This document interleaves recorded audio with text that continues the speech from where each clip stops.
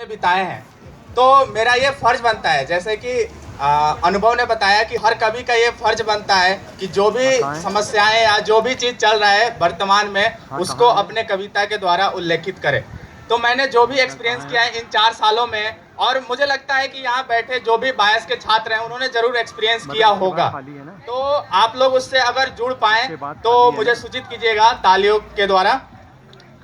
तो मैं कविता को आगे बढ़ाने से पहले दुष्यंत कुमार की 4 पंक्तियां प्रस्तुत करना चाहूंगा, और ये 4 पंक्तियां मैं अपने फाइनल ईयर को डेडिकेट करता हूं, क्योंकि अभी तक बहुत सारे जो स्टूडेंट हैं फाइनल ईयर के वो सफल हो चुके हैं और कुछ अभी सफल होने की कगार पर हैं, तो उनके लिए 4 पंक्तियां दुष्यंत कुमार की मैं डेडिकेट करना चाहूंगा कि इस नदी की धार में ठंडी हवा आती तो है, इस नदी की धार में ठंडी हवा आती तो है, नाव जर्जर ही सही लहरों से टकराती तो है। इस नदी की धार में ठंडी हवा आती तो है, नाव जर्जर ही सही लहरों से टकराती तो है, एक चिंगारी कहीं से ढूंढ लाओ दोस्तों, इस दिए में तेल न सही तेल से भीगी हुई बाती तो है। अब मैं आगे बढ़ने से पहले, जैसे कि मैंने बताया कि ये जो भी कविता है ये मेरा पूरा एक्सपीरियंस है, तो मैंने देखा जब भी मुझे मतलब थोड़ी दिक्कत होती है या इंटरटेनमेंट नहीं होता है तो उस समय मैं फेसबुक खोलता हूँ। फेसबुक में मैं क्या देखता हूँ, मतलब लोग कोई स्टेटस डाल देते हैं, कभी भी कुछ भी हुआ, फीलिंग ब्लेस्ड, खासकर शर्मा जी तो बहुत डालते हैं।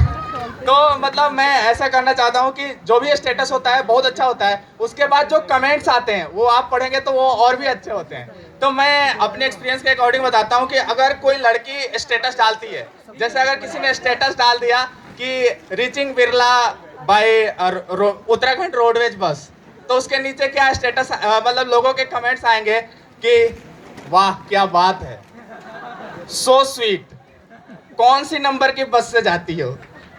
और वही स्टेटस अगर मैं डाल दूं कि रीचिंग बिरला विथ वो उत्तराखंड रोडवेज, तो कमेंट्स कैसे आएंगे, तो और किससे जाता है, तेरी औकात यही है। तो मतलब इस तरह के मतलब अलग अलग चीजें होती है। यहाँ पर फाइनल ईयर से काफी लोग मौजूद हैं, तो और 4 पंक्तियां आगे की जो मैंने लिखी है वो डेडिकेट करना चाहूंगा आप सभी को कि अपने अपनों से जरा सट कर बैठो, अपने अपनों से जरा सट कर बैठो, पहचानो गैरों को जरा हट कर बैठो।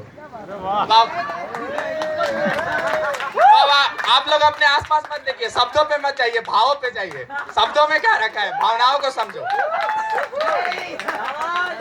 कि अपने अपनों से जरा सट कर बैठो, पहचानो गैरों को जरा हट कर बैठो, भूली है कश्ती किनारा किधर है, भूली है कश्ती किनारा किधर है, मुश्किल की घड़ी है जरा डट कर बैठो।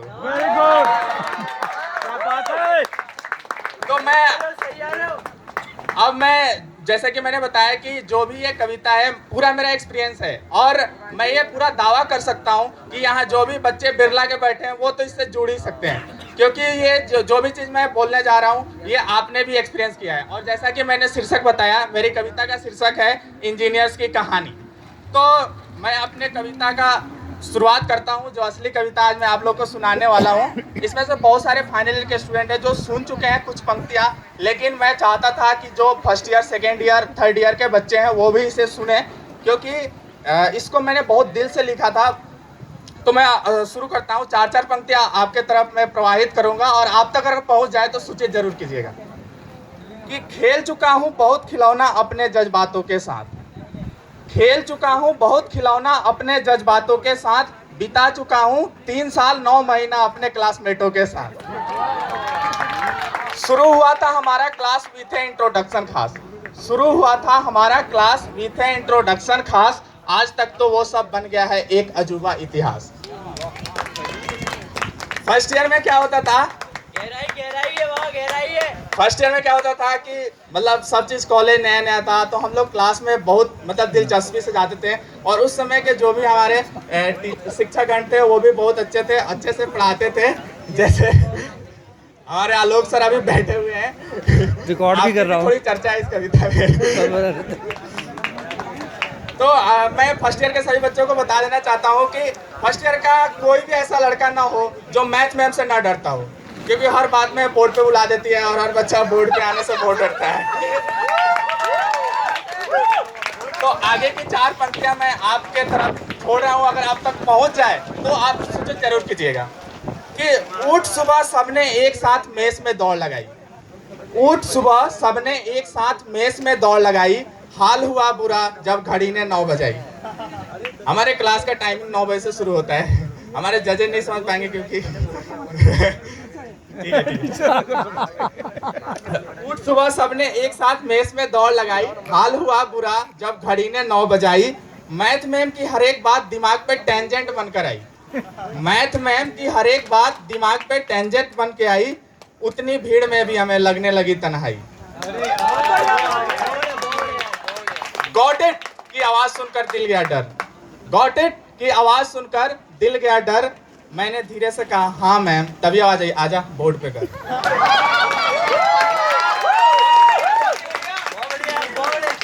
टाइम हुआ खत्म, एक सुकून की सांस आई, टाइम हुआ खत्म, एक सुकून की सांस आई, तभी हमें केमिस्ट्री सर देने लगे दिखाई। केमिस्ट्री सर बहुत मन से पढ़ाते थे, तो वो जो भी बच्चे पीछे बैठे होते थे उनको आगे बुला लेते थे। तो आगे की पंक्तियों पर ध्यान दीजिएगा कि टाइम हुआ खत्म, एक सुकून की सांस आई, तभी हमें केमिस्ट्री सर देने लगे दिखाई। दिनकर अनुराग आप आगे आ जाइए, दिनकर अनुराग आप आगे आ जाइए। अरे इसका आंसर तो 4 ppm होगा, निवेदिता आप ही बताइए। और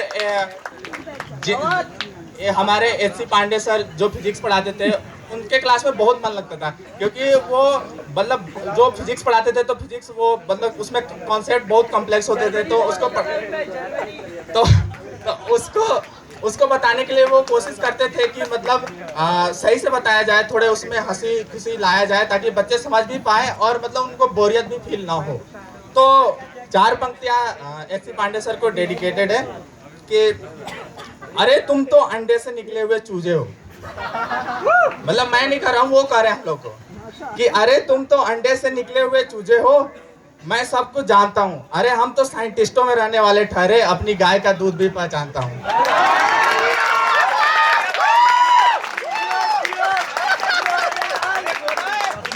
बिहार के राजा। और मैं क्लास की बात कर रहा हूँ तो मैं अपने कोर्स कोऑर्डिनेटर आलोक सर को कभी नहीं भूल सकता हूँ। ये भी कॉन्सेप्ट को बहुत अच्छे से बताते थे और इन्होंने फर्स्ट ईयर में ही कर दिया था, क्योंकि इनके पास एक्सपीरियंस था, तो इन्होंने हमें पहले ही बता दिया था कि अगर यूट्यूब से तुम बीटेक कर रहे हो तो मतलब बैक तो आनी ही है तुम्हारी, कभी भी आ सकती है, मतलब बैक और यूट्यूब का जन्म जन्म का साथ है, तो बैक तो आनी है। और क्या होता है ना कि जब दिन प्रतिदिन आप ऊंचे ऊंचे क्लासों में जाते जाओगे, जैसे सेकेंड ईयर थर्ड ईयर, तो बैक की संख्या बढ़ती जाती थी। तो उन्होंने फर्स्ट ईयर में भी हमें सुझाव दिया था कि अभी से ही एक डायरी बना लो और उसमें सेमेस्टर डाल दो, फर्स्ट सेमेस्टर सेकेंड सेमेस्टर, किसमें कितना कितना बैक है, ताकि बाद में आप भूल मत जाओ। तो 4 पंक्तियां आलोक सर को डेडिकेटेड कि जिंदगी बनानी है तो पास होनी चाहिए, जिंदगी बनानी है तो पास होनी चाहिए, नहीं हुए तो बैक काउंटिंग की एक रजिस्टर बनाइए। जिंदगी बनानी है तो पास होनी चाहिए, नहीं हुए तो बैक काउंटिंग की एक रजिस्टर बनाइए।